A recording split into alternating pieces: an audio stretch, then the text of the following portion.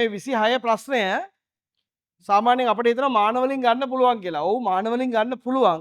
ඕගලන්ට ඉතින් ඔය ඊටාගේ ඔහොම ටික මාන ටික පොඩ්ඩක් පැහැදිලිව මතක තියෙන්න ඕනේ. නැත්නම් වැඩේ කෙලවෙනවා. හරි? මේක වඩා ලේසි පුතේ. මෙන්න මෙහෙම. මේක අර පදාර්ථ යාන්ත්‍රික ගුණ පාඩමේදී ආන්ත්‍ර ප්‍රවේග සමීකරණයත් එක්ක පොඩ්ඩක් මේක ගානට සම්බන්ධ කරලා ගන්න පුළුවන්. දැන් මේ දීලා තියෙන්නේ වේගය v සමානයි c a වල n ඩෙල්ටා p බෙදීම ඊටා l කියලා ඔන්න ඔහොම දීලා තියෙනවා. දැන් මොකද කරන්නේ? ආන්ත්‍ර ප්‍රවේග සමීකරණයත් එක්ක මේක සම්බන්ධ කරන්නේ කොහොමද? සෝරි. මේ පොයිසන් සමීකරණයත් එක්ක ආන්ත්‍ර ප්‍රවේග නෙමෙයි. මෙන්න මෙයාව හරස්කල වර්ග බලයෙන් ගුණ කරනවා.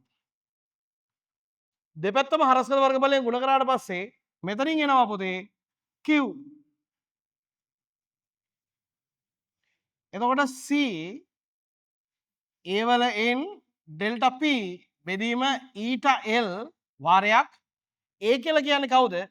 a කියලා කියන්නේ phi a වල වර්ගය. දැන් මේකේ පොදු පද ටික ඔක්කොම එකට ගත්තට පස්සේ q සමානයි c a වල n ධන 2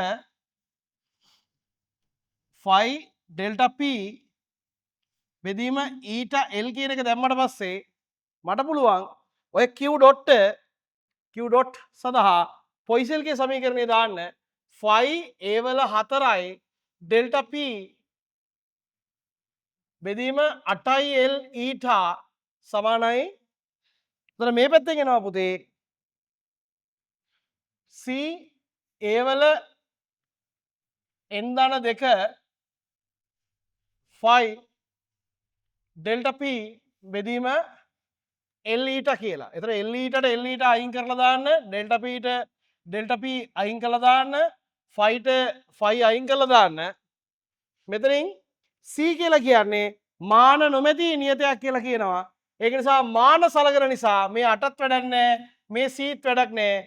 එහෙනම් a වල 4 මාන සමාන වෙන්න ඕන a වල n ධන 2 මාන වලට. එහෙනම් පුතේ දර්ශක දෙක සමාන වුණාට පස්සේ අපිට පේනවා n ධන 2 සමානයි 4යි. එහෙනම් n කියලා කියන්නේ 2යි.